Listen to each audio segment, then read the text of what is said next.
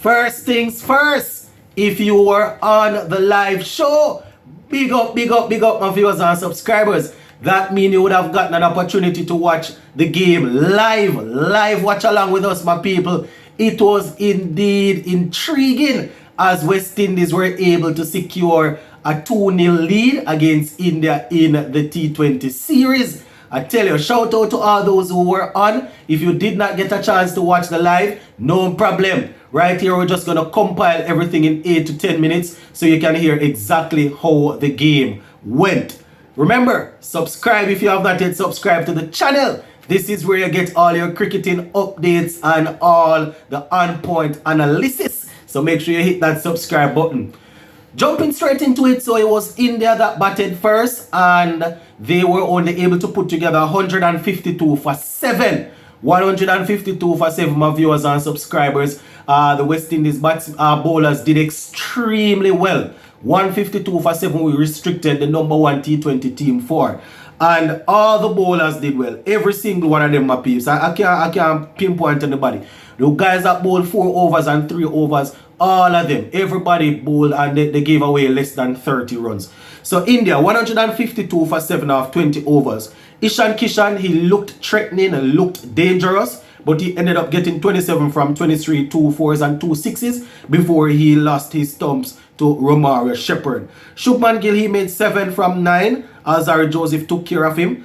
Sir Kumar Yadav, he was run out by Kyle Mayers, a direct run out, very good. 1 from 3. Verma looking good. He was the man in the middle there that gave us some trouble. He made 51 from 41, 5 4s and 1 6. We would have also seen Sanju Samson getting 7 from 7 with 1 boundary. And the captain, Hardik Pandya, he came and he was looking swaggerific as per usual, looking as if he was going to hit the ball out of the park. Looked good for a short period of time. He got 24 from 18 with 2 6s before one of his players, from the Titans team, Azari Joseph, gave him a good yorker to knock the stump back. So Pandya went, Aksar Patel made 14 from 12, got 1 4. Bishuni made 8 from 4, not out. Arshdeep Singh, he made 6 from 3, not out. Now, in terms of the bowling, as I said, our bowlers did extremely well. Obed Mackay, 4 overs, 25 runs, no wicket. Very good. Akil Hussain, 4 overs, 29 runs, 2 wickets. On point. Very good. Azari Joseph, 4 overs, 28 runs, 2 wickets. Extremely good. Jason Oya, 4 overs, 29 runs, no wicket. Brilliant. Romario Shepherd, 3 overs, 28 runs, 2 wickets. Absolutely brilliant. He also bowled the last over. Kyle Mayers, 1 over, 12 runs. Did his thing also. Now, at no point in time, apart from when Verma was there, they didn't really have a foothold in the game. They lost wickets at regular intervals. So they were 16 for 1, 18 for 2, 60 for 3, 76 for 4, then 114 for 5, 129 for 6, 139 for 7, and we restricted them to 152 after 20 overs. The guys were good in the field, 1 and 2 little mishaps. A little 1 catch put down here, a little misfield there, but generally speaking, they weren't too bad. Now, when it was time for us to chase down the total, we started off poorly, my viewers. Brandon King was removed off the first delivery. He was caught by Sir Kumar Yadav. Pandya was bowling. Kyle Mayers, he made 15 from 7 before Arshdeep Singh got him LBW. Still a little iffy about that. Johnson Charles made 2 from 3 driving before he was actually caught by Verma after bowling of Pandya. Then the batting started. Then the batting started. Nicholas Pooran and Ravman Powell came together and it was brilliant. Nicholas Pooran, he made 67 from 40, 6 4s and 4 6s, putting his foot down and showing the guys that, listen, I am in form and I am going to take charge. He really wanted to bat to the end. Got a delivery that he thought he could have crunched through the offside. But a brilliant catch was taken on the second attempt by Sanju Samson and he was out. Ravman Powell made 21 from 19. He was there supporting Nicholas Pooran brilliantly. 1-4-1-6. Shimran Hetmeyer 21 from 19.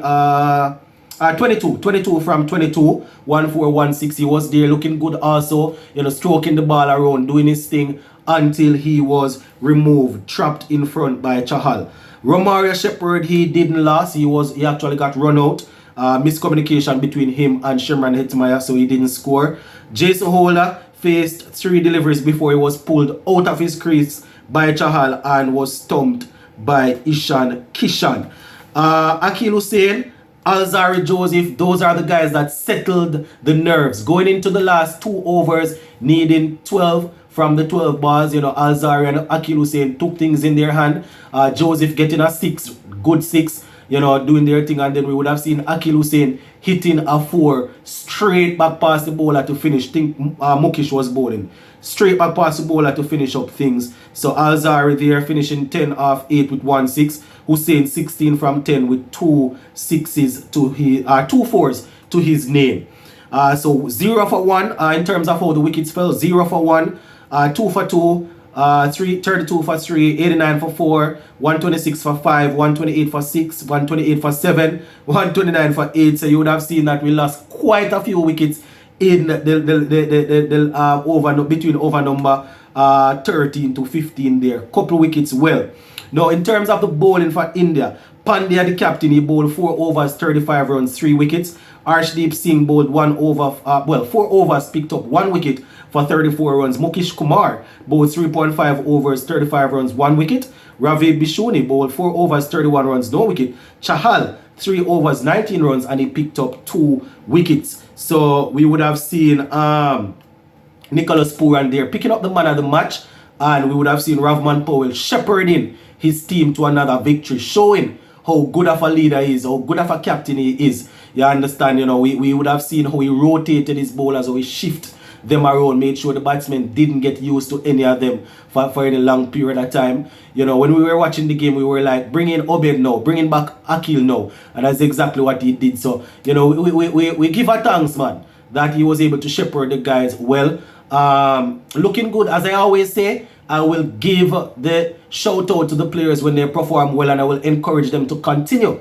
But I will also say this is not the finished product. Consistency is what we need, and we went up against the number 1 ranked T20 team and we were able to beat them. The first these 2 games is not like it's a wide margin, but we were able to get the better of them.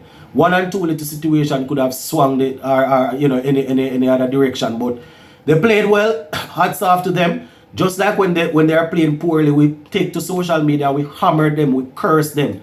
When they are playing well, we say congratulations, we say shout out to the players. One thing I will say is, it's not a finished product. They are still working. Consistency is where we can start. So when they are consistent, that is when we can say, yeah man, we are looking good and we are sitting pretty. But for now, we are not there as yet. You understand? But we are looking good. Nicholas Pooran scored the bulk of the runs today. Without him, we probably would have been in a little bit more trouble. But that is why it is called team sport. When the other players are not performing, if you have one man performing, he's performing for himself and first and foremost for the team. So shout out to Nicholas Pooran for getting that half century there. He's 10th in international cricket and helping to get a victory for us. But when all is said and done, it's a team sport. So we are happy for the contribution from everybody. In the field, Kyle Mears didn't do much with the bat, but he effected that run out to get rid of one of the batsmen quite early.